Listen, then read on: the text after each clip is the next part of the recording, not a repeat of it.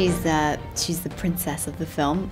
She's married to Vlad, and together they have this son, Ingris, and they're really this tight family unit, and she has so much love for Vlad, and their love is kind of the heart of the film. I think that's the interesting thing about this film is it really poses that question, but it doesn't really glamorize the idea of being immortal. It shows that there's a lot of things that you have to sacrifice if you're going to be immortal. So I'm gonna go on the record and say I think I'm happy being human, and I'm okay with it.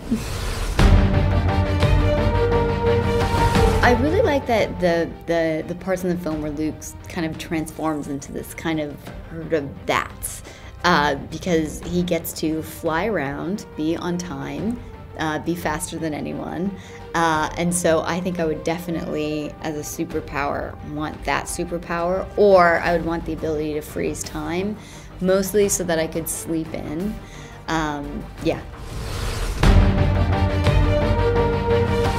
The whole film is really intense, and so we spent a lot of time, kind of on the run, running through forests, climbing mountains, in the rain, in the mud, and so there was a lot of intensity and passion, and so the film is pretty exhausting to make. And Luke, of course, his role is so physical, and he's fighting, and he's on horses, and he's saving everyone's lives, and that's really tiring. But I think one of the hardest parts was we did this scene where we're running through the forest, we're on the run, and at the time it was raining, we were doing night shoots, and they had pumped the forest with all of this fog, and it was so muddy, and in the film I wear quite elaborate costumes, really long dresses with capes, and I kept tripping over myself and falling, and every time Gary would be like, "You okay?